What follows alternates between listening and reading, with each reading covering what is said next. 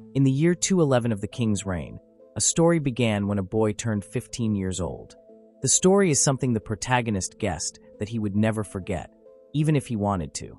Of all the things that happened in a remote hut where he had spent his day of humiliation, one moment stood out. The door opened, greeting his Noin, telling him how it had been a long time. Showing no affectionate reaction, Noin responded and agreed with his father. Noin then corrected himself and addressed the man in front of him as Excellency Lord Kivaleft. Showing a look of disgust, Lord Kivaleft called Noin a bastard, stating that after everyone knew Noin shared the same blood as his, he had no choice but to keep feeding him for 15 years straight. Lord Kivaleft then made it clear to Noin that the experience he had endured for the past 15 years was the most troublesome and disgusting experience of his life, and he guessed that Noin could just imagine what he had gone through by himself. Lord Kivaleft's suffering had now come to an end as he told Noin that it would be the last day he would ever see his son's face.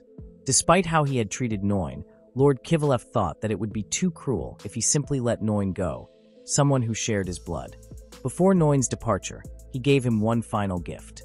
A long time ago, their Earl family received a small enclave as a gift from the royal family. The place was associated with the Alquist knighthood. Lord Kivaleft also decided to give Noin some money to help him run the place, and believed that it should be enough to satisfy him. Listening to his father, Noin thought about how totally patronizing it was. The territory and the title accompanying it sounded good, but Noin knew that it was only for namesake. Noin believed that it was merely a curse that would bind him to the secluded forests on the frontier of the kingdom. From what Noin could grasp, his father simply did not want that land sitting there abandoned. However, if Noin refused to take on some development project, which might or might not be profitable, despite the hassle, he knew that his father was merely waiting for the right timing to dispose of both him and the land. From what Noin had experienced throughout his entire life, he believed that this was what his father was scheming. For Noin, Lord Kivaleft was an oppressor who prioritized his own self-interests above anything else. Now that his father wanted him to risk his own life just to survive, Noin wondered how much his foolish father planned on trampling his life. With eyes showing nothing but emptiness, Noin thought about how much he hated his scum of a father. Noin had a territory in the southern part of the kingdom of Lodberg. He was also born as the eldest son of Earl Maximilian Kivaleft. The problem lay with Noin's mother, as she was merely a commoner servant who had worked in the Earl's mansion.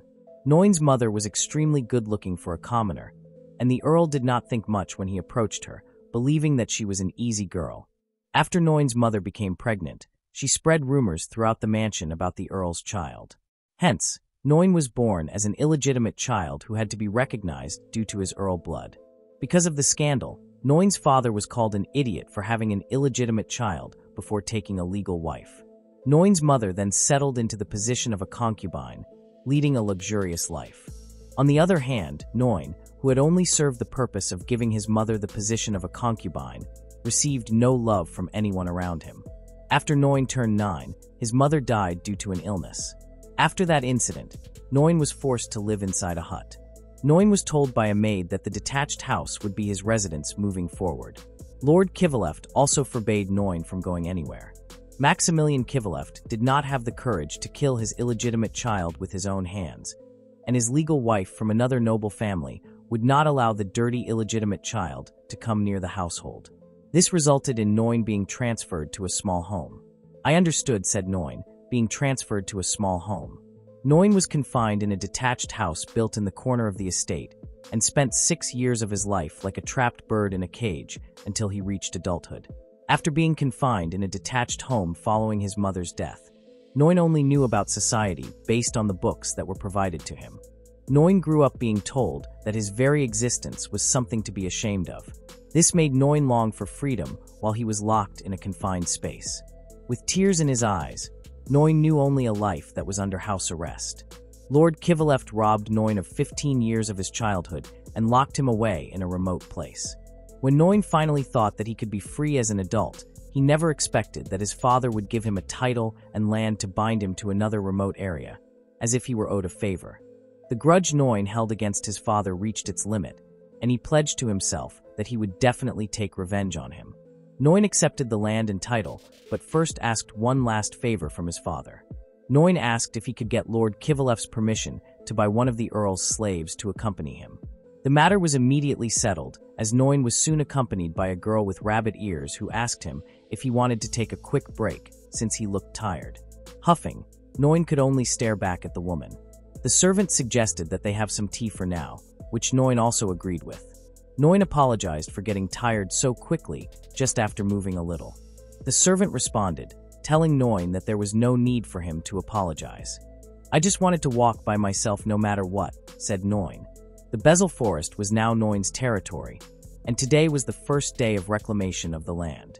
Noin stated that the place was nothing but a forest, and that he did not have any people who cared about him, nor did he have any vassals to serve him, and that even the house where he was going to spend his days had not been built yet.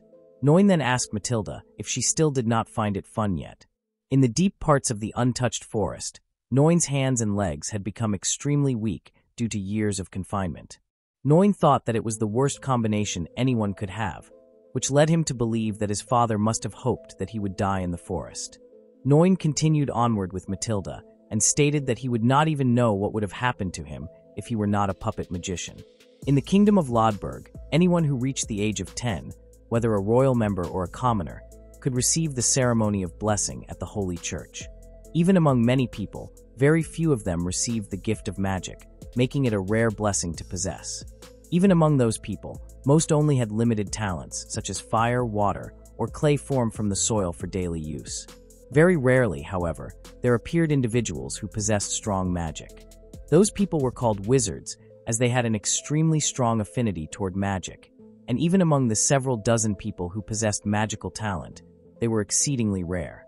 Among these rare wizards, Noin was a puppet wizard gifted with powerful puppet magic.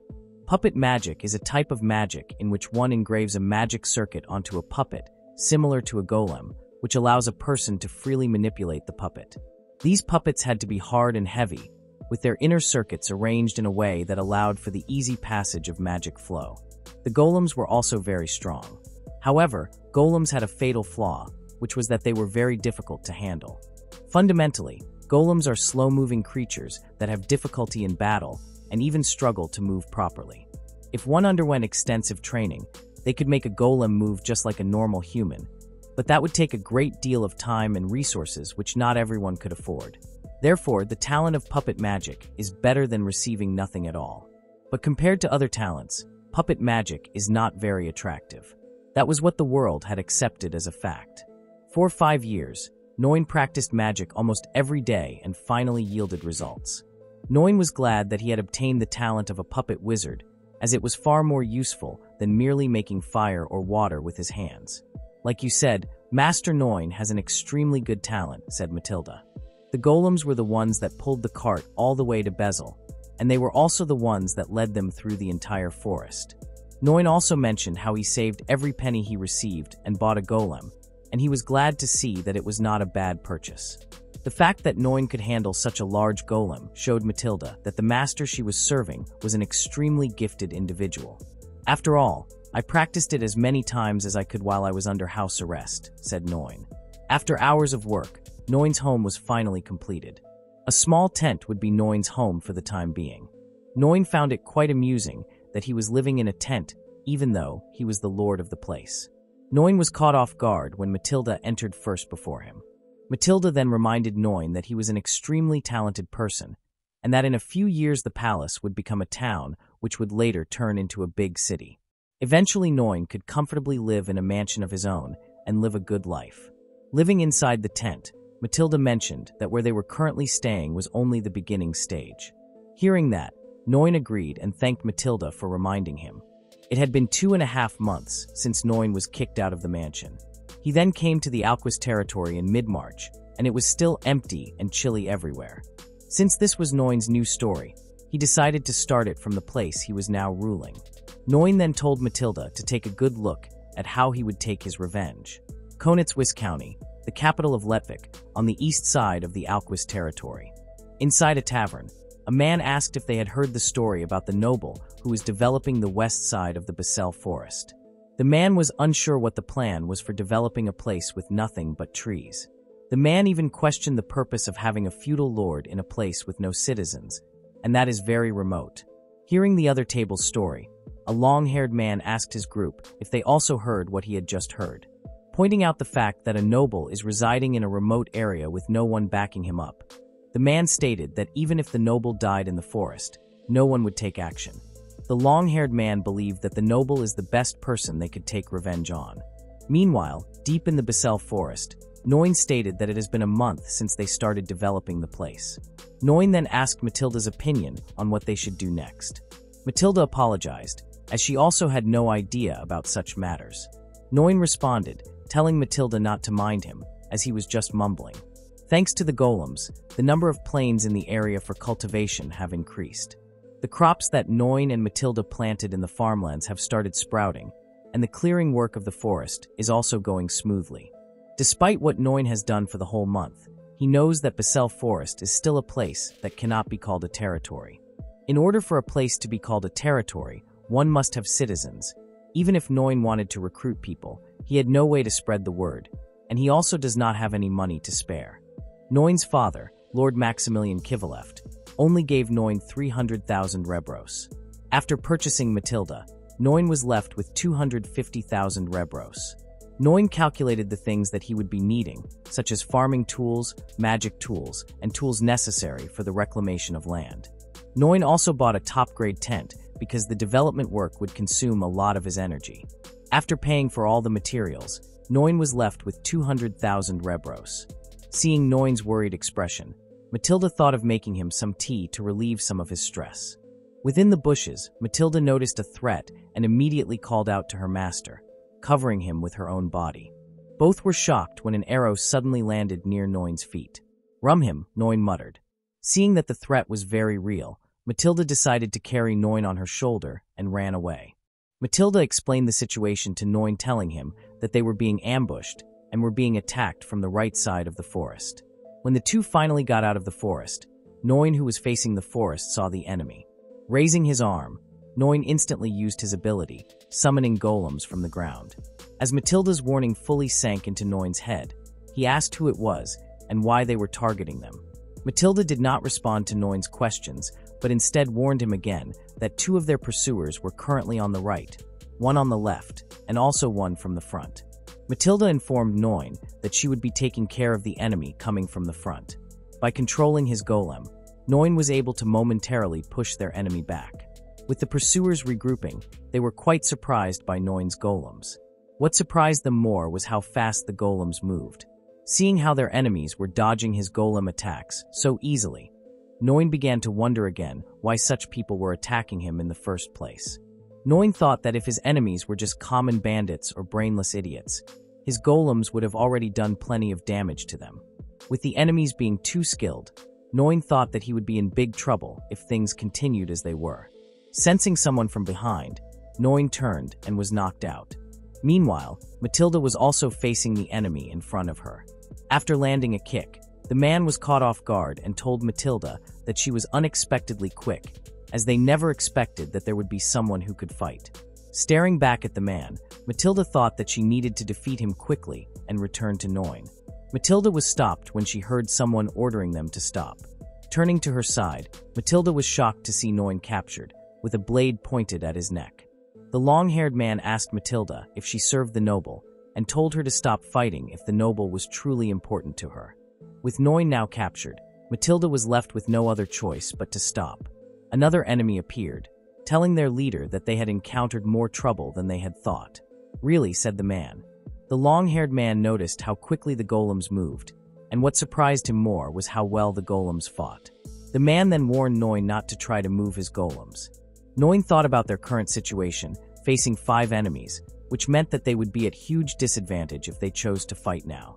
If Noin also tried to move the golems and have them attack the enemy, the leader would cut his neck with a knife. "Good," said the man after seeing Noin not doing anything. The man then called both Pence and Radley, ordering them to tie Matilda up.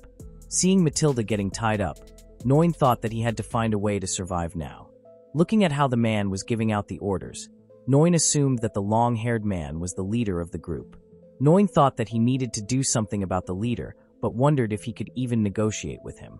Facing the leader, Noin asked what their motive was, and if it was because of money. The leader responded, confirming to Noin that they indeed needed money, but clarified that their number one motive was Noin himself.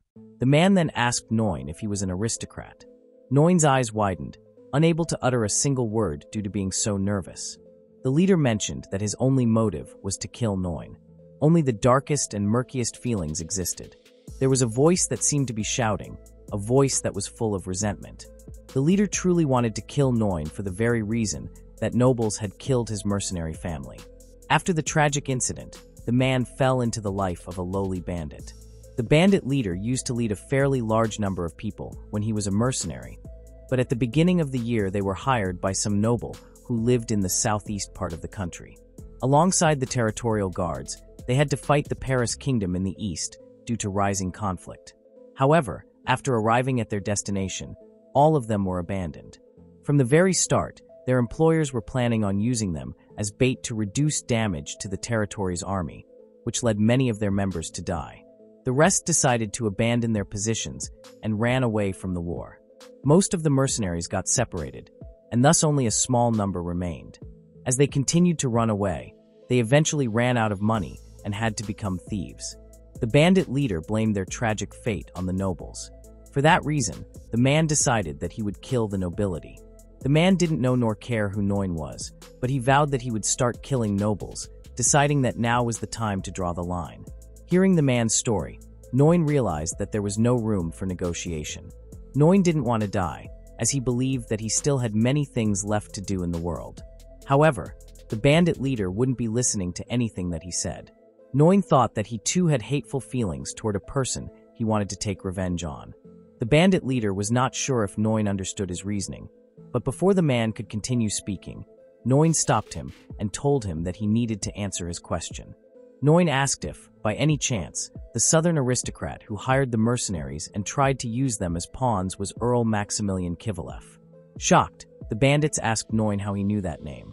Before the bandits could say anything further, they were stopped when Noin suddenly burst out laughing. Confused, the bandits asked Noin why he was laughing and what was so funny. "Why, you ask?" "Because I'm extremely happy to meet you guys," said Noinep. Noin was very much pleased to learn that there were others who hated his father to the point of bad-mouthing him. "Awesome, that's such a coincidence," said Noinep. When Noin was under house arrest, he relied on Matilda to gather all sorts of information about what was happening outside. At that time, when Lord Kivalef sent troops to fight in the conflict, it seemed that the Lord hired many mercenaries who were cheaper than the regular army. Even those people were swayed by Lord Kivalef and were eventually abandoned. Noin stated that his father was just a vicious man who was a miser and imposed tyranny for his own self-interest. Calling out the name Maximilian Kivalef, Noin revealed to the bandits that the person who destroyed their lives was his father, whom he had no respect for. Hearing this surprised the bandit leader.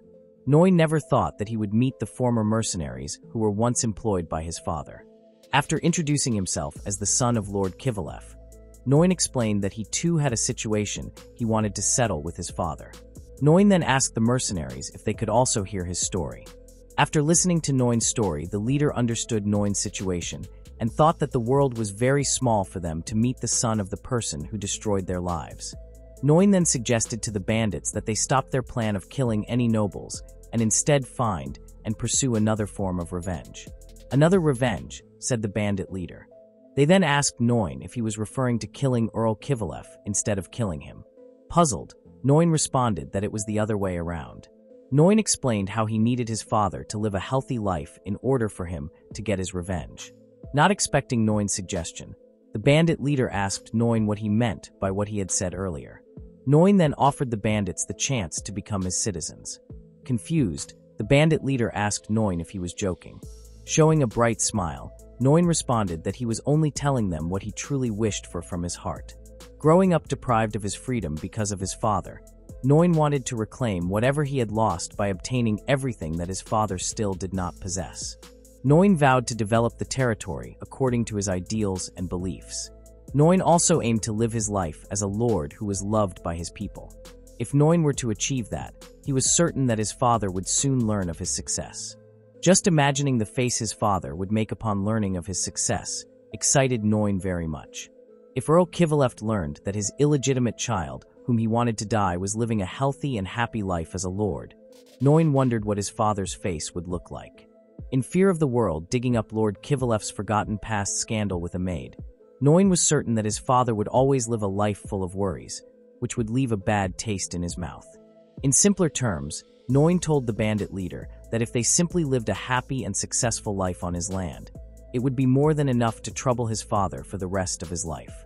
Extending his hand, Noin once again offered the bandits the chance to become his citizens and abandon the idea of taking some boring revenge, and instead take a revenge that would give them lots of fun. Noin has a very distorted personality, and one of the main reasons for this is his origin. After his birth, Noin was shown no love and never spoke to his mother. He was only allowed to converse with the other maids in the household. However, the maids of the household always told him that he was never meant to be born. Since Noin spent his childhood in such an environment, it never allowed him to mature into a decent human being. Lord Kivalev shared with the world how ashamed he was that his eldest son did not know how to read and write despite being an illegitimate child. Only for a single year was Noin allowed to learn how to read and write from a private tutor. From there, Noin realized what kind of restrictions he had been placed under this entire time. Even though Noin had not done anything wrong, he asked himself why every person looked at him like trash. This treatment painted a terrible image in Noin's mind, and he came to believe that the world was such a horrible place. The turning point in Noin's life occurred after he was locked up, during which he had an unexpected encounter. A beast-man slave named Matilda was assigned to Noin as his personal caretaker. Noin's world began to revolve around talking to Matilda all the time. For the first time, Noin learned how it felt to be loved by someone. Before long, Noin found love, which until then had only been knowledge found in books. During his first experience of such happiness, Noin never knew that such a feeling could exist in the world. Noin felt good to finally feel loved by someone. This feeling made Noin want to be loved by even more people.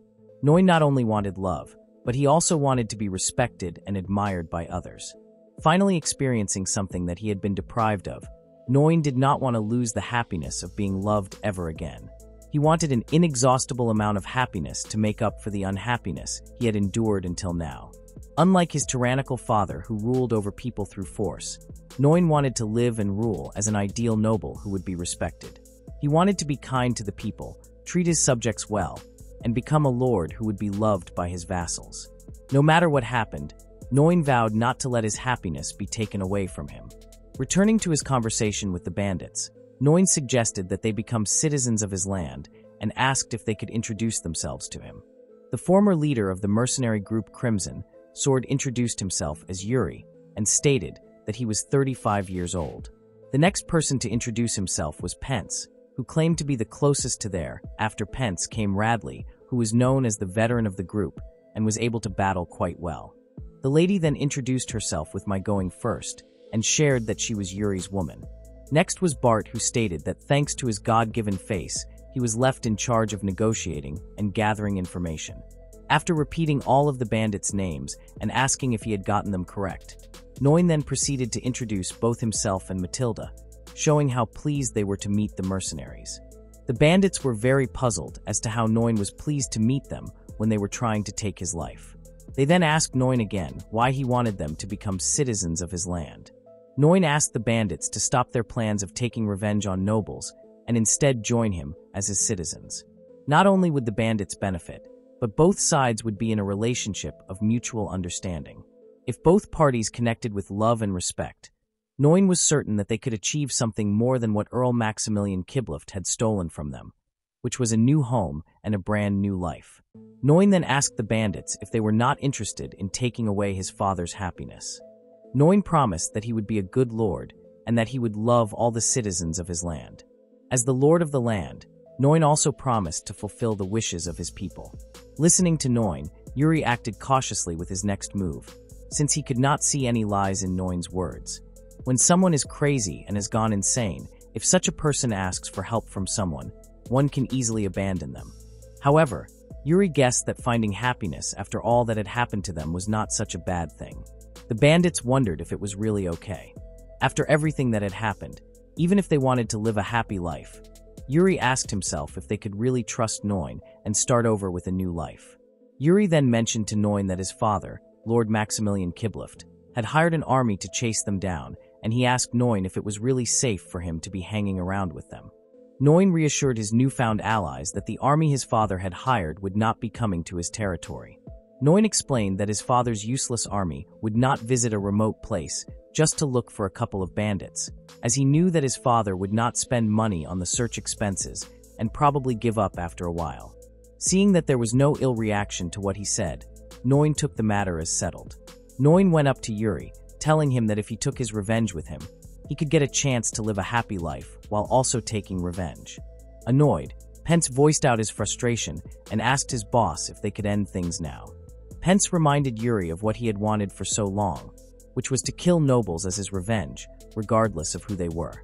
Pence also pointed out that as their comrades kept dying one by one, Yuri fell into despair day by day. There were also times when Pence wished that they would stop with their revenge. However, after listening to Noin's story, it was clear to Pence that their plans would not have any effect on him, since Noin had already been abandoned. Pence was quite certain that killing Noin would not only give them no benefit, but might also lead to their doom in the future. Despite Noin being a noble, Pence pointed out that both Noin's and Yuri's goals were very similar. "You guys, are you sure?" Yuri said. The bandits had already decided to follow Yuri from the start, thus his decision would always be the final one for them. Hearing this, Yuri smiled and stated that all of them had lost many things so far, to the point that they had ended up becoming bandits. Since Noin personally offered the bandits another chance to rise back up again, Yuri and the rest of the bandits bent a knee and promised that they would be Noin's sword to protect him and a shield that would defend him from all enemies. From that moment onward, Yuri and the rest of his group swore their loyalty to Noin. This brought so much happiness to Noin, and he thanked Yuri while also swearing to them that he would protect his loyal retainers moving forward. With Noin successfully adding the former mercenary group as part of his domain, he notices Matilda's expression and asks her why she is mad. Matilda responds that she could never be angry with him. However, Noin can very much tell that Matilda is pissed at Yuri and the others. Noin tries to make Matilda understand that the bandits are also victims of his bastard father. "Yes, Lord Noin," says Matilda. With the bandits' background story in mind, Noin decides to take them as his people instead of abandoning them. Matilda responds with the exact same words, which leaves Noin even more puzzled. In the end, Matilda finally voices her concern, pointing out how Yuri and the others attacked Noin, mentioning Yuri in particular, who tried to kill Noin for an utterly senseless reason. For those acts alone, Matilda could never forgive them. Yuri keeps silent, as what Matilda states are all facts. Yuri tells Noin that he has every right to be angry, and if Noin agrees to have his new citizens punished, Yuri is willing to offer a finger as a form of punishment. Confused, Noin asks what Yuri is talking about. With her eyes filled with hate, Matilda agrees with what is being offered and requests to have at least the pinky finger of Yuri's left hand. "No way," says Noin. With the condition being accepted, Yuri pulls out a knife and is about to cut his pinky finger.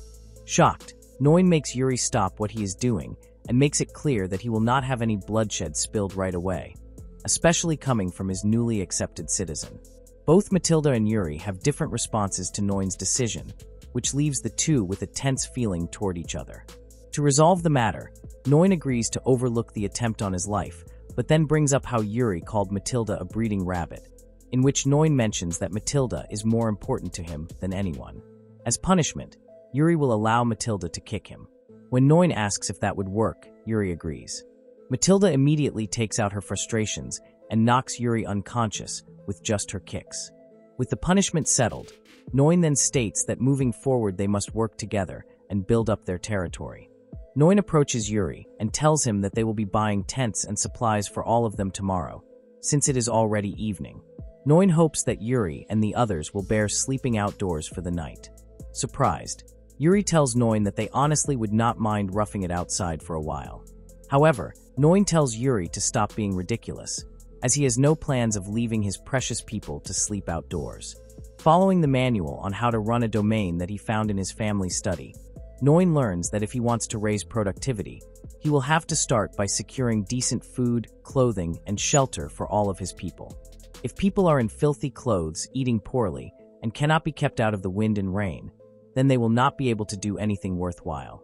Noin believes that if he gives his people a proper life first, and then has them work, everything else would improve and would eventually turn into profit for the Lord. With that in mind, Noin is making an upfront investment in all of them, and for that reason alone he will be counting on his new citizens from then on. Kent is Viscounty capital of Ratoivik. Noin arrives and wonders how they should split up their roles. Noin decides to have Pence and Radley watch over the cart. Matilda, Bart, and Noin will head out to the Kriebel Trading Company. Since Yuri is known as a bandit, Noin decides to have him, Mai, and Matilda watch their place. Bart calls Noin's attention and asks him if he would let him handle the shopping. Pence then mentions that Bart's negotiation skills are very impressive, which may help them strike a good deal.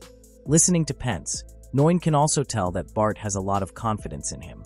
Noin decides and orders Bart to pick up the tents and their daily necessities. Consider it done, says Bart. Arriving at the Kriebel Trading Company, they are immediately welcomed and greeted by Eliza. Good afternoon, Eliza, says Noin Abut. Noin then shares that as of yesterday, he finally took in some new people and has come to the place to buy food for them. Oh my, that's wonderful news, says Eliza. Noin then requests salt, barley, pickled vegetables, and also some fresh vegetables that will keep for a while. Eliza agrees to put together all of Noin's requests for him and suggests that they have a seat while they wait. While waiting, Noin hears Eliza ordering Marco to help stock the shelves and Anna to serve Noin some tea. The Kriebel Trading Company is a grocery store located near Ratoivik's West Gate, and it mostly caters to commoners. Noin has already visited the store several times, which has allowed him to be on familiar terms with the owner, Eliza. Anna approaches Noin offering him some tea. Noin asks the girl if she is Anna, and then thanks her for the tea. Seeing how Anna is helping out in the store, Noin assumes that she can read, write, and do figures. Anna responds telling Noin that she can, but just enough to handle checking inventory and the ledgers. Hearing Anna's response impresses Noin very much since bookkeeping requires a fairly high level of knowledge in arithmetic. Anna asks Noin confirming if he is the one developing the Bezel Great Forest to the west. Noin responds and tells Anna that she is correct. One thought leads to another, and Noin ends up becoming the lord of that land. Noin also shares that he came all the way up from the southern part of the kingdom. Anna is very impressed to hear Noin's stories, as she then reveals that she has never once left Ratoivik since she was born. Noin asks Anna if she is interested in the world outside the city. Anna responds that she is and shares that her late father used to be a traveling merchant. Before Anna can continue what she is about to say, Bart appears and interrupts the conversation after he finally finds Noin. Bart approaches Noin and tells him that he has already picked up everything that he was asked for. Noin is surprised as he did not expect that Bart would finish his task so quickly. Noin takes the opportunity to introduce Bart to Eliza, one of the people who has become his subjects. Bart then shows off his good looks and shares his tragic life story as a refugee and how he was finally saved when Noin took him in and welcomed him to the Archvis lands. Seeing how modest Bart acts, Eliza shares how Noin is also very kind to commoners like them and how Bart is very lucky to have had a wonderful lord take him in. Bart agrees and then vows to serve Noin with everything he has and repay his great debt of gratitude. Eliza tells Bart to wait before turning away. Eliza then returns and hands Bart a gift to celebrate him being taken in by Noin and also for everything the new subjects have been through. With just his words, Bart is able to obtain some luxurious raisins. Bart thanks Eliza for her kindness. Eliza responds telling Bart to think nothing of it and to just do his best out there. Observing how Bart works, Noin thinks that with a handsome face and the skill to deal with people, one surely holds a serious power. After making their purchase, Noin and the others leave while Eliza and her staff bid them farewell. On their way back, Pence asks Noin who Bart is. Noin is very impressed with Bart and mentions that his performance was flawless. After having a short conversation, Bart manages to earn so much trust, which leads Noin to believe that they may have found the right person for external affairs. I appreciate you saying that, says Bart, in which he then asks Noin if he is really sure about buying towels and soap for everyone, as normally purchasing such items is only intended for the rich. Noin responds and tells Bart that it is very okay. Since Bart and the others are going to be living in tents in the middle of the forest, they will not be able to keep going if they do not at least keep their bodies and clothes clean. Noin wants to be a lord who is worthy of receiving all his servants' hard work. In return, Noin will also make sure that his people are properly taken care of. Noin truly believes that by letting his people live, well, it will make the territory thrive. The bandits then ask Noin if that is what he meant by the upfront investment he mentioned before. Exactly, you're starting to get it now, says Noin. On their way back from Letvik, a couple of monsters appear right on the path that Noin and his group are taking. Noin asks Pence what is wrong. Pence reports to Noin that kobolds have appeared. Hearing this, Noin decides to take action himself and finish it quickly. However, Pence stops him and offers to take care of it for him. All Pence asks is for Noin to stand back and keep an eye on their things. Pence is afraid that if their boss ever finds out that they made Noin work by protecting them, he is certain that they would be torn into pieces. Pence asks Noin to let them handle the situation and promises that it will be finished in no time. Before approaching the kobolds, Pence again asks Noin to just sit back and watch. After Pence sheathes his sword and kills the kobolds, Noin is impressed by how Pence and the strike, which he finds very cool. Pence tells Noin that what they did was just the easy stuff. Radley believes that they could have finished much faster if Bart had not slowed them down. However, Bart thinks differently and states that he definitely did not slow them down, but rather points out how Radley is just too strong. Noin then tells Matilda how lucky he is to have his first subjects be capable warriors. Matilda is certain that even God is watching over Noin's revenge. Pence asks Noin what they will be doing with the corpses and suggests that they butcher them for meat, though it would take some time. Noin orders the three to just take the kobolds' magic stones and fangs and leave the rest for the forest animals. Bart, Radley, and Pence follow Noin's orders. When the group finally returns, the first thing Noin notices is Yuri's bald head, at which point he asks if Yuri shaved his head. Yuri explains that he stood out too much with his previous red hair. Since there are posters going around, Yuri thinks that it is better to change how he looks. Once Yuri grows out a beard as well, he is certain that no one will realize that he is the wanted mercenary from the southeast. Noin then asks Mai if she is okay with what Yuri did, stating that her boyfriend's appearance has changed quite a bit. Mai does not mind at all, as Yuri still looks good to her no matter what. Hearing what Mai says, Noin can tell how much she truly loves Yuri. Yuri, on the other hand, is starting to feel nauseous from embarrassment.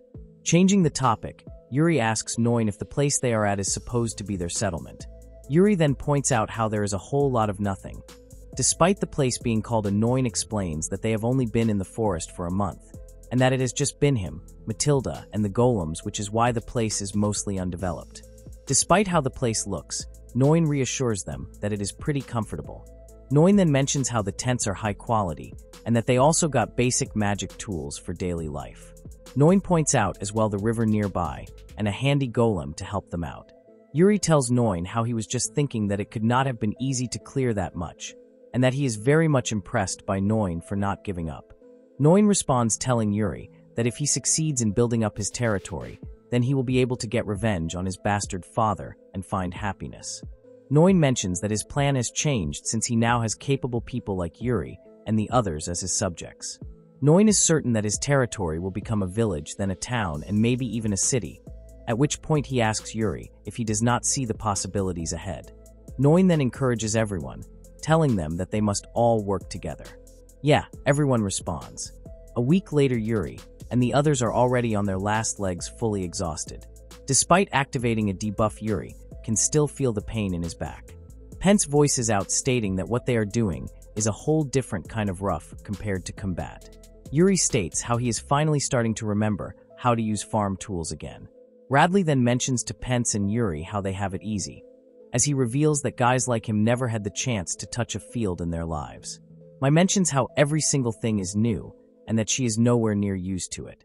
Noni appears praising Yuri and the others for doing a great job, and also notices how worn out they look. Noni apologizes for making his talented warriors do nothing but farm work. Yuri tells Noin that it cannot be helped since they are the only subjects he has. Yuri then points out that clearing the forest, laying the groundwork for the fields, tending the plots that were already present, and cooking meals for everyone are already being taken care of by their lord and his attendants. Seeing such hard work being done, Yuri believes that they have no reason to complain at all. Intrigued, Mai asks Noin what he is planting in the field. Noin is glad that Mai asks and tells her that it is potatoes that he is planting. Seeing how Mai has never seen such a plant before, Noin explains that it is a crop from a southern continent across the sea. In their kingdom, the potato is only used as an ornament.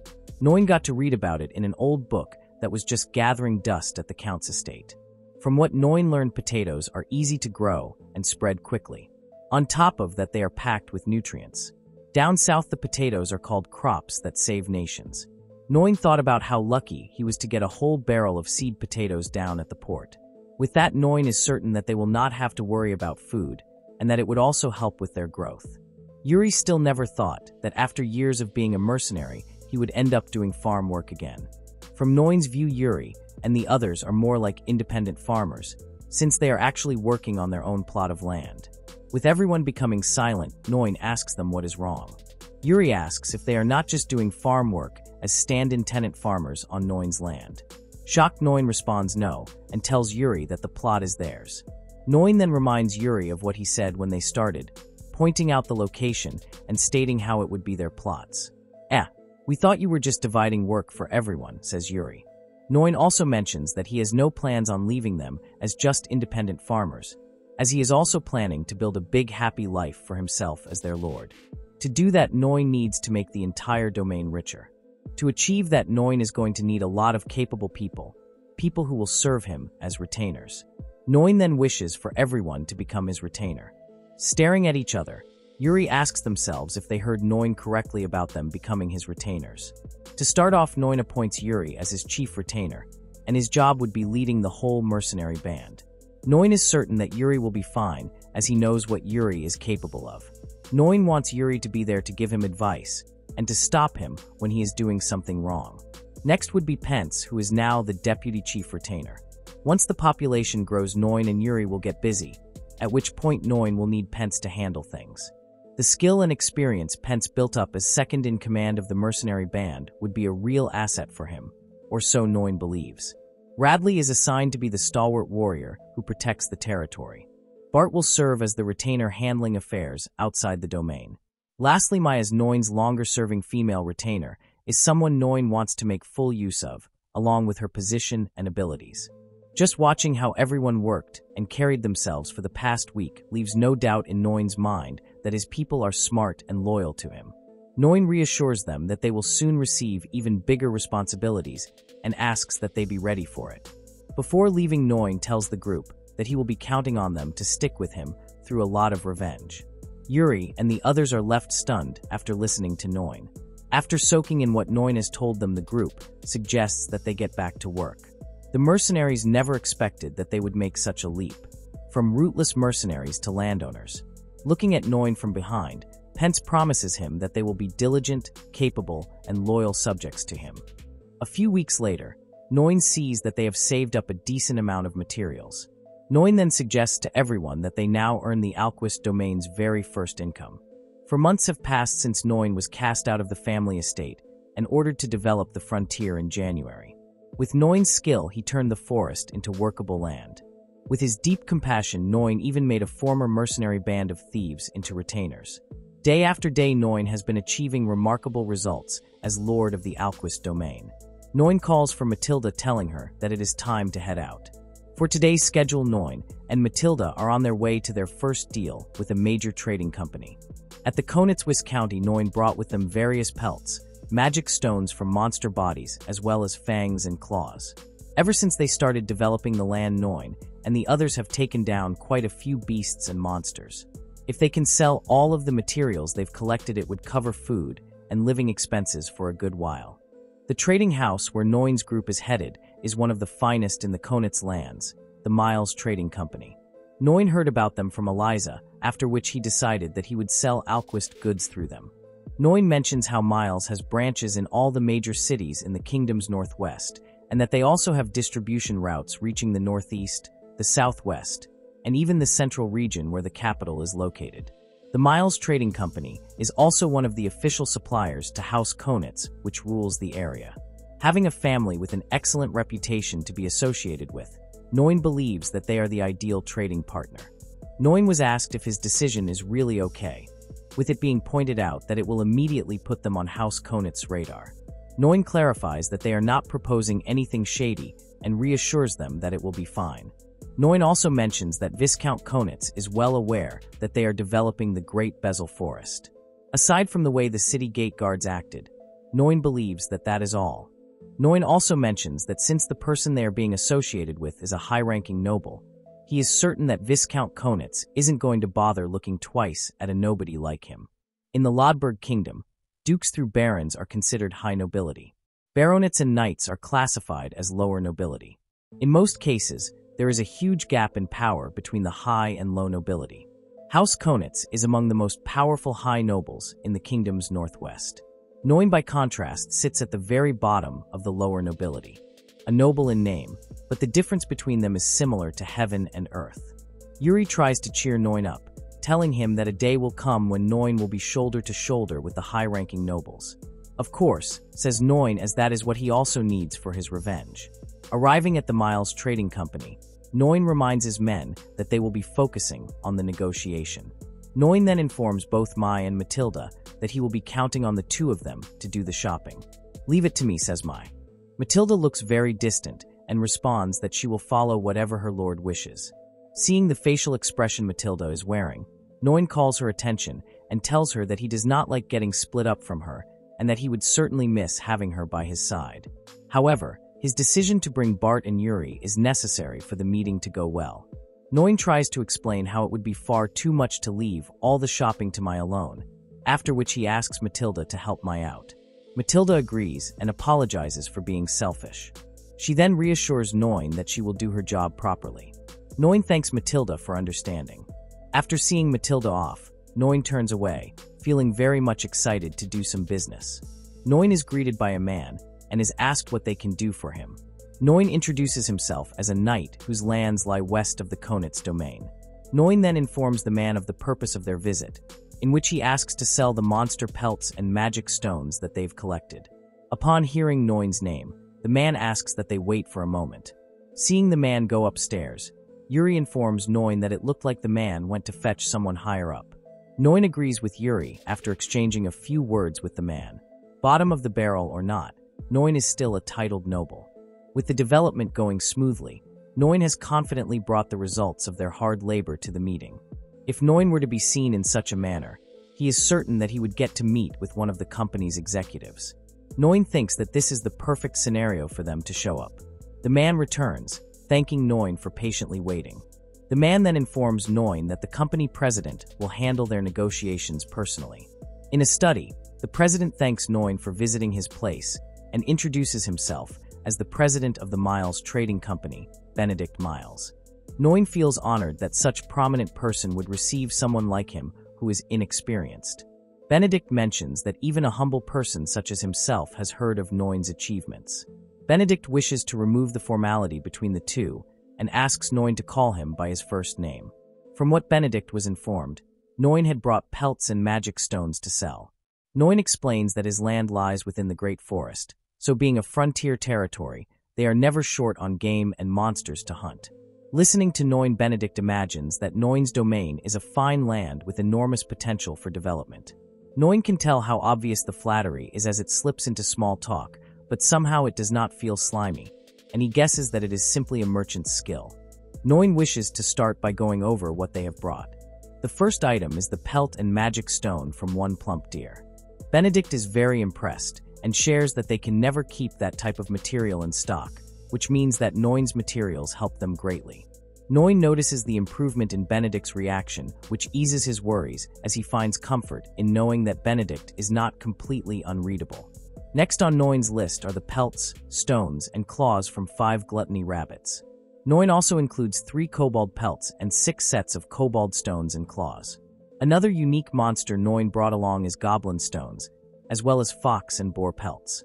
Noin reassures Benedict that the quality of the materials is all high and is very confident about it. Noin leaves the appraisal in Benedict's hands. After their negotiations, both thank each other as they gain excellent deals. The total purchase price the Miles Trading Company offers is 8,000 rebro. From what Noin learned, the standard going rate of all the items would have been 7,600 rebro. Yuri had already briefed Noin on the market prices and estimates, and if there had been anything off in the inventory list, he would have tipped Noin off with a cough, but Yuri never did. Benedict sincerely hopes that they will have the opportunity to become close associates with Noin, with both sides looking forward to working with each other from their own standpoints. When Noin finally leaves, Benedict's attendant asks him if the extra 400 rebro was really necessary. Benedict responds that for them, every new tie to a household is a good thing. If the development of the land succeeds, Benedict is certain that the connection they made could turn into great profit. If the development fails, Benedict would not hesitate to sever ties with Noin so that they would not suffer any real loss. For Benedict, what he achieved in the meeting with Noin was just an easy investment. Meanwhile, Noin shares with the others the exact same thing that Benedict had told his attendant. Shocked, Bart thinks that the negotiations went really smoothly and never thought that Benedict was thinking of them in such a way. Sighing, Noin makes it clear that business is just business. After being treated so politely while factoring all of that in, Noin can see why the Miles Trading Company is as reputable as people say. Noin believes that building a connection with them is a big win. Noin turns to Yuri asking him if the negotiations they made are a passing grade. Yuri responds and tells Noin that it is more than a pass, and that Noin did more than enough. With their task now finished, Noin suggests that they meet up with Matilda and the others. Meanwhile, my senses discomfort while being with Matilda. Unable to bear the tension, my turns and asks Matilda if she really hates them that much. My reaches her limit and asks Matilda up front if she really hates them that much. My points out how Matilda barely looks at her and mentions how it feels like talking to a wall when she tries to engage in a conversation. My can no longer stand Matilda's behavior, which has been present while they are shopping and even back at the domain.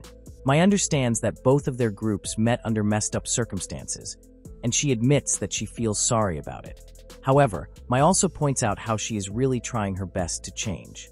If her apologies and everything else that she is doing cannot get past Matilda's disgust toward her, my asks what else she is supposed to do to earn Matilda's trust back. Matilda is caught off guard, as she never expected that Mai would be so blunt with what she is feeling. Matilda finally speaks up and explains that she does not hate them at all. What bothers Matilda is that she does not know how to deal with anyone besides Noin. Up until now, Noin is the only person Matilda has ever talked to. 1 gold coin is what the slavers thought Matilda's life was worth. In their world, how Beeskin are treated depends on where they are. However, for Beeskin, the kingdom of Lodberg is pretty much the worst place one can end up. The farther north they go, the more people tolerate Beeskin. The farther south they go, the worse it gets. Matilda was sold into slavery in the southeast, and when she turned 5, House Konitz bought her. During her time under House Konitz, Matilda received beatings and was called out for things that she could not do. Matilda would receive a beating for any reason. If she cried, the people inside would hit her again for being annoying. Eventually, Matilda could not see the point in living such a life. Her body was alive, but her heart was dead. Matilda then spent 10 years in such a harsh environment. When Matilda turned 15, House Konitz gave her a new assignment. After being dragged by a maid, a boy was informed that Matilda would be bringing meals from the main house to the annex. Everything else comes out of the monthly allowance, says the maid. If Noon were to need anything, the maid informs her that she would have to write a letter and have Matilda deliver it to the main house. All of Noon's daily needs would have to go through Matilda as ordered by their master, Lord Kivaleft. Before leaving, the maid asks Noon to stay in the annex from now on. As Noon agrees to the conditions being set, Matilda, on the other hand, can only turn her face to the ground, thinking that it is the boy's turn to hit her. Unexpectedly, Noon starts caressing Matilda's hair. Pitying Matilda's situation, Noon mentions how it looks painful for her. However, Noon then reassures her that she will be okay. Back at Noon's old home, he asks about Matilda's name. Bowing her head, Matilda then introduces herself. After Noon shares his name, he expresses how he does not like being called young master and prefers to be called by his first name instead. All of a sudden, Matilda starts twitching, after which she outright apologizes and asks to be punished. Matilda looks very confused when instead of beating her up, Noon offers that they eat together. Noon clarifies that it won't be on the floor, but at a table with him. Noon informs Matilda that the food does not look that good, but promises that starting tomorrow, she will be getting the same meals as him. Aside from the meals, Noon also advises her to take a bath. Matilda becomes embarrassed when Noon mentions that he does not want to go to bed with Matilda being dirty. The first thing Matilda thinks is that Noon does not like someone like her walking around the room while being dirty. Matilda immediately responds that she now understands and says that she would like to go into hot water. Noon hands over a towel and suggests to Matilda that she take her time and make sure that she soaks in the tub. Confused, Matilda thinks about how she still cannot understand what Noon is thinking. From what Matilda can understand, Noon does not want some dirt salve to mess up his room. Upon seeing the bathtub, Matilda's jaw drops and she becomes very excited. After taking a bath, Matilda apologizes for taking way too long bathing. Speechless, Noon pats Matilda's head and clarifies to her that he is not like the others who would hurt her just because she did one simple thing. Matilda was ordered to take her time bathing. Noon asks Matilda to tell him up front what she wants to do and promises that he will not hit her. "I want to take good care of you," says Noon. He then moves to the bed and asks Matilda that they sleep together. Lying beside each other, Noon shares with Matilda how he has always wanted to try being kind to someone for the sole reason that he has always admired kind people who are gentle toward others. Noon has wanted to do it for as long as he can remember. As Noon shares how he wants to let Matilda eat good food, put on clean clothes, and allow her to take a bath every day, Matilda eventually breaks down crying. After that, Nanan is nothing but kind to Matilda. Nanan gives Matilda back her dignity and teaches her so much about herself and the world. Nanan is also the one who teaches Matilda what love is. As long as she is by Nanan's side, Matilda does not care if it is the forest, the wastelands, or the battlefield.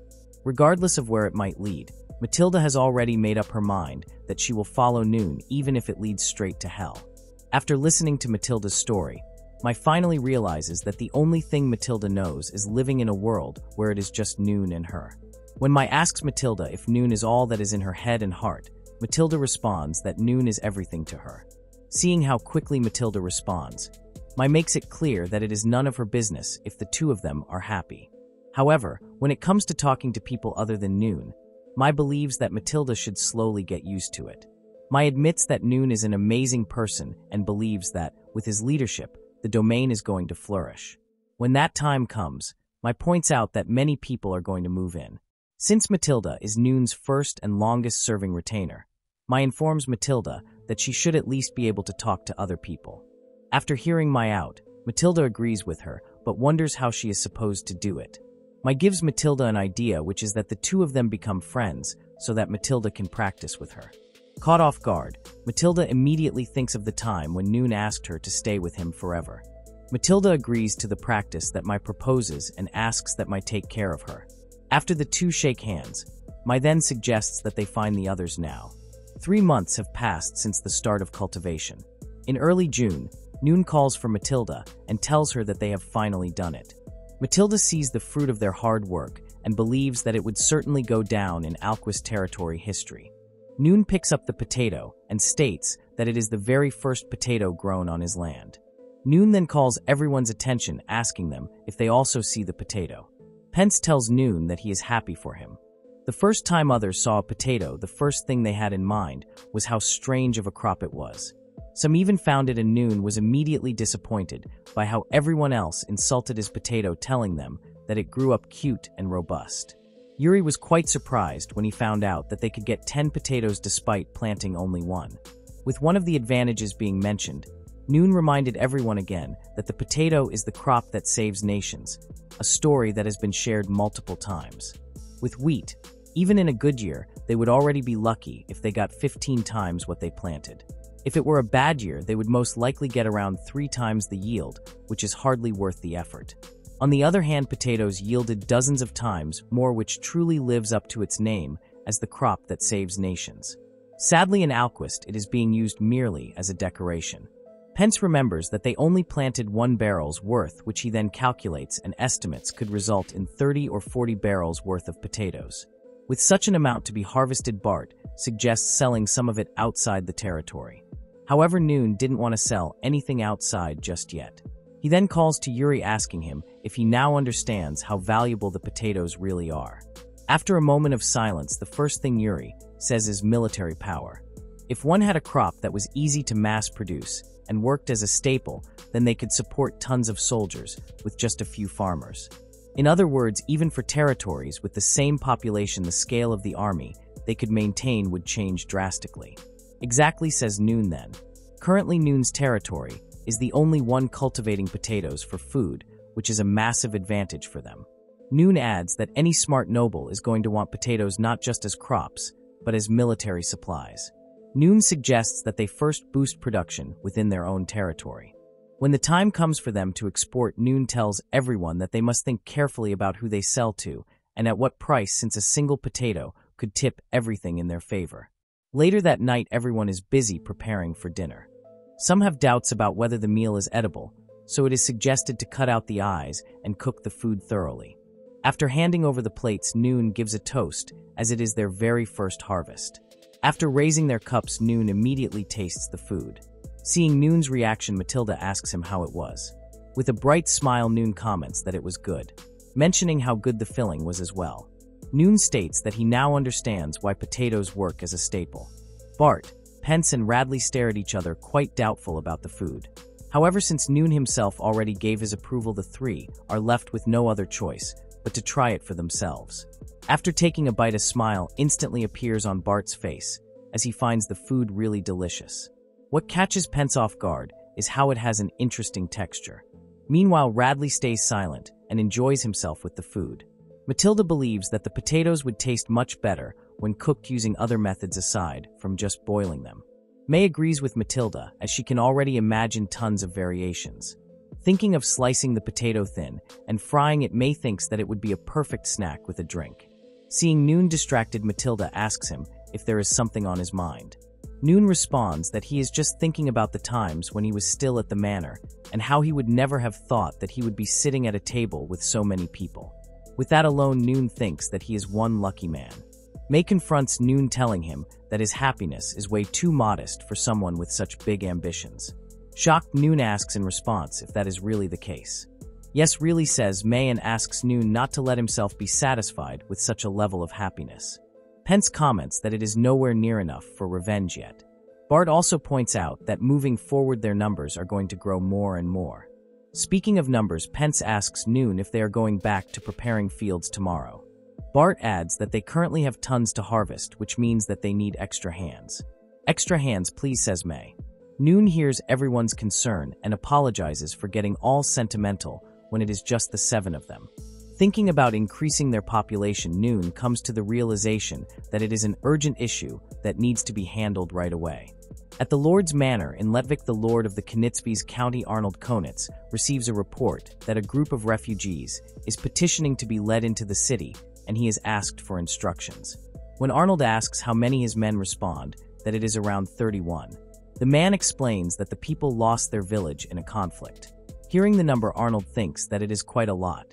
The capital, Letvik, sits at the far northwest edge of the kingdom. Refugees who are bounced around from territory to territory often end up in Letvik. This report is now becoming a problem for Arnold, giving him a headache. As a lord, Arnold cannot simply accept refugees without giving it proper thought. Uncontrolled refugee inflows would mean worse public safety. On the other hand, if Arnold were to turn them away heartlessly, it could potentially lead to an outbreak of violence. Sighing, Arnold wonders what he can do. Thinking of ways to resolve the problem, Arnold wonders if he can make use of that person. For the past 3 months, Arnold has been receiving regular reports about the minor noble who acquired a piece of the Bezel Great Forest just west of his lands. As Noon proceeds with clearing the forests, Arnold is certain that Noon is in need of citizens to migrate and settle there. If Arnold plays his cards right, he believes that he can put Noon in his debt simply by sending the refugees his way. Thinking of the night, Noon, since they have already gone through the trouble of becoming neighbors, Arnold thinks that Noon should make himself as useful as possible to him. Curious, Bart asks Noon what the Lord of Konitz is like. Noon couldn't say much, since he only met the Lord once. Bart was a little pleased that Noon had at least met Lord Konitz. Noon explained that it was just a brief meeting, and that it was only to pay his respects before they started clearing. Remembering what Arnold Konitz looked like, the only thing Noon knew of the Lord was that he is a high-ranking noble. What Noon is more certain of is that Arnold Konitz knows plenty about him. Noon would even bet that Arnold already looked into how the neighboring lands used to belong to House Kivaleft. Being the illegitimate son of Maximilian Kivaleft, Noon is certain Arnold Konitz would be able to link Noon to his father easily, unveiling his father's famous scandal once again. Nervous, Bart asks Noon if there's a chance that Arnold would spread word about Noon's background. Bart's worries escalate, quickly thinking how bad the scenario would be if Noon's identity and secret were to be revealed. Pence agrees with Bart and shares a possible theory where someone might try to get back at Count Kivaleft and would instead go after Noon. Noon tries to calm everyone down, reassuring them that what they are thinking won't happen. From what Noon observed of Lord Konitz, he is not the type that would go that far. Bart tells Noon that he can't say that for sure and that there are precedents involved such as themselves. Pence reminds Noon how they once went after him without even knowing Noon was tied to the Count. Noon wanted to tell the two that high nobles aren't that bored as to act so rashly, but instead he tries to calm them again, reassuring them that a small fry noble like him isn't even on their radar despite being a perfect subject for gossip. Spilling the truth about Noon's birth is the same as spreading Maximilian's scandal, which basically means that they would be picking a fight with House Kivaleft. Certain that his father would act immediately if his name were to become involved. Noon believes that someone as important as Viscount Konitz would want to avoid pointless disputes between nobles. In that sense, Noon is certain that neither Arnold nor his father would dare go up against him. That's how it is, huh? Says Bart. After listening to Noon's story, Pence thinks that nobles have it rough as well. True scandals, pride, allies and enemies. Noon thinks that it is just a world stuffed full of annoying things. Despite it all, Noon promises himself huge happiness waiting on the other side if he makes it as a ruling noble. Noon already plans on playing his cards right for the sake of getting back at his father. Changing the topic, Noon points out that they're almost athletic and suggests that they figure out today's shopping assignments. Noon is surprised when someone calls out his name, making him feel nervous. Noon is then approached and told that they've been instructed by Lord Arnold Konitz to escort Noon and the others to the manor at once for an audience. Waiting in his study, Arnold receives a report that Noon has finally arrived. Understood, says Arnold. When Noon, the Lord of Alquist, first took possession of the lands 3 months ago, Arnold remembers that Noon only had, according to the latest reports, Noon's subjects are still fewer than 10. With the goal of clearing the forest, or doing anything at all, Arnold could tell that Noon is short on hands. Planning on providing Noon with refugees to use as manpower, Noon would gain new subjects at no cost to himself. Meanwhile, Arnold could avoid the problems that come with accepting refugees. Arnold gets to do a favor and keep his own lands peaceful, making effective use of Noon, whom Arnold deemed a petty, insignificant noble. When Arnold finally enters the room, Noon stands up greeting Lord Konitz, as it had been a while since they last met, and also thanking him for the invitation. Arnold apologizes to Noon for summoning him on short notice, and also responds that he is pleased to see Noon well.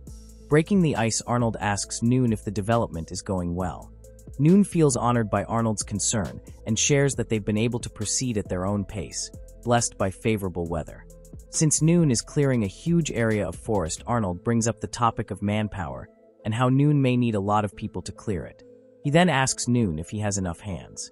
Noon honestly responds that they are short on manpower, but are managing thanks to the people who've gathered under him. Arnold tells Noon that he has a proposal that may interest him. Arnold then starts sharing how not long ago 31 refugees arrived in his town, and that most of them are young.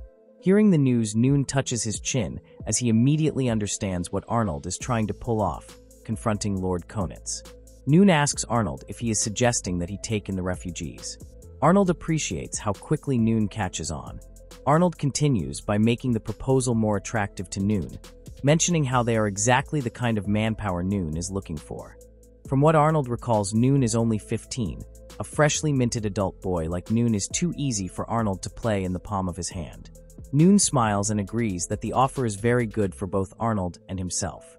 Arnold gets caught off guard by Noon's response. Noon adds how he imagines that it would be difficult to accept such a large group of refugees into Leadville all at once, especially considering how the current residents might feel. On that point, Noon agrees that his domain is in need of people, and is very glad that their interests align so neatly. Noon accepts Arnold's proposal. Arnold also agrees with what Noon said about the proposal being aligned with their interests. The two are pleased that they were able to strike a deal that benefits them both, and hope that they will continue building a good relationship. After the meeting, Arnold lets out a long sigh. Arnold thought that he would be able to write off Noon as just a brat, nothing more than Count Kivalef's embarrassing bastard. However, Arnold realized that the illegitimate son is considerably more capable than his father, Maximilian Kivalef. Remembering Noon's answers to his proposal, Arnold also thought of telling Noon that, in a way, he would be granting him more subjects, gaining a favor from Alquist. Arnold never expected that someone as young as Noon could read the situation so well and keep framing his offer as a simple alignment of interests. Even so, Noon never tried to put himself above Arnold, which made Arnold see that Noon knows his proper place. Reading the report about Noon, Arnold thought of revising his opinion of him upward. Meanwhile, Noon still couldn't shake off his nervousness even after the meeting. Noon then showed Bart that his knees were shaking, pointing out how bad the experience was. Shocked, Bart compared Noon to a baby deer. When Noon was told that he didn't look nervous at all, he felt relieved that his acting came across that way. Noon was very glad that the talks went well and thought that they were truly being favored by God for sending 31 people to their domain. Noon then suggested that they head back to their domain right away and start getting things ready to take the refugees in. Holding his banner, Noon greets the refugees that Arnold sent. Introducing himself as the Lord of the Land, Noon took the initiative, approaching a man and asking him if he is the representative of the group. The man introduces himself as Edgar and shares that he is the heir to the village chief's family. Noon asks Edgar if it's possible for him to know what had happened back at their village. Edgar responds that it may be. Edgar shares how they lived in a frontier settlement near the border, which ended up getting caught up in the fighting. Firstly, the Lord's manor in their territory was attacked, which was then followed by an attack on their village. The Lord's house, which they should have been able to rely on, was wiped out. Edgar and everyone else were forced to keep searching for land that would accept them. As they continued to head north, they eventually reached Letvik. Families with very small children were taken in by villages along the way, but many others couldn't survive the long journey and the hunger. When Edgar and the others fled the village, there were more than 50 of them, but now they are all that is left. Edgar's father fought alongside the older villagers who were able to buy time for everyone else to escape. Edgar is certain that those who weren't able to escape were most likely wiped out. With their village gone, Edgar tells himself that they have nothing left. After listening and looking at the refugees, Noon realized that the situation is much worse than he anticipated. Noon sees the refugees as similar to himself, someone who is trapped in grief and bitterness. Edgar was puzzled when Noon suddenly told him that he wanted everyone to be happy. Making his intentions clear, Noon moves his face closer to Edgar and tells him that he wants all of them to be happy. Noon asks Edgar and the others to start a new life as people of the Alquist territory and promises them that he will do whatever he can to make that happen. Extending his hand, Noon asks that moving forward, they walk a path where they live happily together in his lands. Noon's words brightened everyone's mood, thanking him for allowing them to take shelter in his domain. Others were beyond happy, as they had thought that they were all going to die and would never get to experience such kindness. Seeing Noon getting bombarded, Matilda asks if he is okay. Surprised, Noon responds that he is not. Receiving so many thankful words, Noon turns red and asks Matilda what he did. Unable to hold back his feelings, Noon shouts, expressing how embarrassed he is. This reaction shocked Matilda at first, but then she closed her eyes as she quietly savored her master's emotional growth. The refugees then started to throw Noon up in the air. Yuri and Pence both observed from the side and pointed out how Noon goes on about wanting to be adored, but the second it actually happens, he gets shy. Pence laughed as he truly finds Noon amusing. From what Yuri fully observed, Noon looked incredibly happy. The refugees felt joyous, as they never had dreamed of owning their own land, something that had never happened in their old village.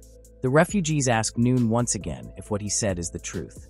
Noon responds that he is indeed giving farmland to all 31 new households. Watching over everyone, Matilda comments on how happy everyone looks. Noon calls Edgar and asks him if he also understood that he would receive farmland like the others. Shocked, Edgar responds that he does and promises Noon that he will do his best to represent everyone and keep things running smoothly. To motivate Edgar, Noon informs him that if his work keeps going well, he may get a chance to become Noon's agricultural retainer. The news comes as a surprise to Edgar, as he never would have dreamed of becoming a retainer. Edgar bows his head, promising Noon to serve him with his life. Yuri comments on how Noon is once again making another bold move. Although Yuri sees it as a smart move, he is not sure about the long term. Really, says Matilda. Yuri explains that when a village is developed, it's either a new project for the ruling nobles or their retainers trying to climb the ranks. Even if commoners help clear the land, the territory ends up being controlled by people connected to the Lord. Even moving to a new settlement doesn't make one an independent farmer without tons of work at first. Yuri points out that giving land to people they don't trust can spark trouble at a later time. Hearing that, Matilda wonders why Noon decided to do such an act. Yuri asks Matilda if she can see how thrilled the new residents are to receive farmland and how grateful they are to Noon. Yuri adds that the refugee situation went from being hopeless to having wealth and status, something that they had never dreamed of before. That only shows how valuable farmland is to a farmer. Farmland doesn't move. It stays put so they'll never forget what they owe Noon. Because of that, the refugees would certainly support Noon much more strongly now. By giving them land, Noon has actually earned their loyalty. I see, I understand, says Matilda. The land grants will eventually benefit Noon being generous with an eye on the future. Matilda becomes even more impressed with how clever Noon is, and that he is truly one talented individual. Yuri, on the other hand, thought he was saying that the methods used were kind of brutal, but guesses that it never reached Matilda. Yuri brings up how Matilda is now speaking to them a lot more lately, not just with Noon. Matilda does not deny what Yuri noticed, and even tells him that engaging with them was Mai's suggestion. Yuri smiles as he realizes that Mai confronted Matilda about her behavior toward them. Back at his tent, Noon is planning on raising funds and knows that he must think ahead. Though Noon still has some of the hush money he squeezed out from his father plus the money they are making from hunting, what worries Noon is the upcoming winter, which is just within 6 months. With all that they have, Noon can't afford craftsmen to build houses. If things continue as they are, Noon is certain that they will be spending the winter in tents. Before that happens, Noon wants to get some serious money collected so they can build homes for everyone. In order for the others to understand the problem, Noon asks them to imagine spending the winter in tents. Bart imagines how people would freeze to death. Noon is told to use the extra lumber to throw up some shacks. Noon thinks that if he could help it, he really wants real houses and not something just slapped together. Noon can only imagine how cold it would be inside the makeshift sheds. Noon wants farm homes for his people, where none of them suffer. Everyone is first touched by what Noon says, but it immediately changes when Noon starts talking about how he wants to add fluffy beds to sleep in and hot baths. Noon also thinks of adding a second floor where one can see everyone's homes. Bart interrupts Noon, asking him if what he is wishing for can be achieved within 6 months. Noon reassures them that he already has a solid money-making idea, which is finding an ore vein in the Restio Mountains. The Arquivist domain sits at the kingdom's far northwest edge, inside the Great Bezel Forest on the western border. The kingdom's northern border runs along the Restio Mountains. The Restio Mountains have so many ore veins that most nobles with northern lands are running some kind of mine. Noon is not so sure if there is an ore vein in the part bordering their domain, but he believes it is their best shot. Yuri points out that it would be half a day on foot, which is doable for them. With the refugees now added as their fellow citizens, Bart mentions how they can now spare more people to do a survey. Edgar also believes that they can grab useful people from the newcomers. Yuri proposes being part of the survey team, along with Radley and a few people from Edgar's recommendations. Noon asks if it would be bad if he also came along, pointing out how he has a golem that may prove useful. Yuri's expression instantly turns sour as he tells Noon that it may be too hard on Noon physically. Noon admits that he can't argue with what Yuri says, but also mentions that he has been walking more on supply runs lately instead of riding the cart. Noon promises that his legs and back are now getting better. More than anything, Noon points out that he is the one who brought the matter up, and he doesn't want to dump the task on everyone and just walk away. Seeing how persistent Noon is, Pence eventually breaks and agrees to have Noon join them, but only once. The next day, the survey team starts scouring through the Great Bezel Forest. Noon realizes that he may have overestimated himself, as he is now heavily catching his breath. Noon eventually collapses from exhaustion. Everyone keeps calling Noon's name after seeing him fall down. "Called it," says Yuri. Noon apologizes for slowing everyone down. Tears flowing down his face, Noon tells himself that he really is a failure as a lord. Yuri speaks up and tells Noon that they've been walking kilometers through trackless forest. On top of that, they've also been climbing around steep mountain terrain. Yuri tells Noon to look at them in order for him to understand that they only brought people who have enough muscle to handle the mountain paths. Yuri tells Noon that there's no need for him to push himself out in the forest. Seeing how depressed his lord is, Yuri makes it clear to Noon that it does not mean that he is dead weight. Until a few months ago, Noon was locked up in a tiny shack, having no activities to build up his body. Yuri mentions how it is going to take forever to build Noon's stamina back to normal, and even longer to get the kind of strength one needs for mountain hiking. On the other hand, being locked away all that time meant that Noon got to study a lot, which is why Noon is much more knowledgeable than anyone would expect for someone of his age to be. Yuri and the others do not know half of what Noon does. He also adds that they suck at negotiations and strategy planning. Radley agrees with what Yuri says as he mentions that he is better in a fight than Bart, but can't charm people like Bart does. The point is, everyone's got their role, says Yuri. Seeing Noon stepping up and trying to lead from the front makes Yuri and the others want to follow Noon. But that is different. Yuri and everyone else trust Noon and wish for him to trust them just as much as well. This shocks Noon, which makes him finally change his mind and stay behind. Noon's exhaustion gradually seeps away as he tells Matilda how truly lucky he is. Noon then asks Yuri how he can support them with his knowledge if he is not with them. An idea is proposed as Noon is told that they know how to perform a little magic. At a hillside, Yuri tries to contact Noon asking him if he can be heard. Noon responds that he can hear the voice in his head, loud and clear. It is then explained to Noon that Fartalk is a communication spell that lets one sense someone's magic from far away and talk to them. Noon looks very impressed and asks Yuri if he is a communication mage. Yuri humbly responds that his magic is half-baked and nothing compared to the real thing. However, Noon thinks differently, as he remembers that Yuri used the exact same spell when he first attacked Noon, a coordination which Noon finds incredible. Going back to the topic, Yuri reports to Noon that they found something weird while exploring a strange rock. A strange rock, says Noon. Yuri describes the rock to Noon as having part of it blue. Noon wants to clarify and asks Yuri if the rock itself is blue, with no crystals showing. Yuri responds telling Noon that he is correct and that the rock itself is stained blue. More curious, Noon asks how big of an area it is. Yuri tells Noon that it is pretty big and that it looks like it goes deep and not just along the surface. Yuri tries scraping it and is surprised at how soft it is for a rock. Noon asks if it can be worked by hand. Yuri responds that they can scratch it with a knife. From what Noon gathers, the rock is soft enough that Yuri's gear can cut it. A rock stained like pigment colored blue. Noon smiles as he states that they finally did it. Hearing no clear response, Yuri tries reaching out to Noon. Noon apologizes and explains that he got momentarily excited. Noon then orders Yuri to break off as much of the rock as he is able to carry and bring it back. Based on how Yuri describes the rock, Noon believes that what the survey team found is raw lapis lazuli. A huge discovery that will bring real wealth to the domain, says Noon.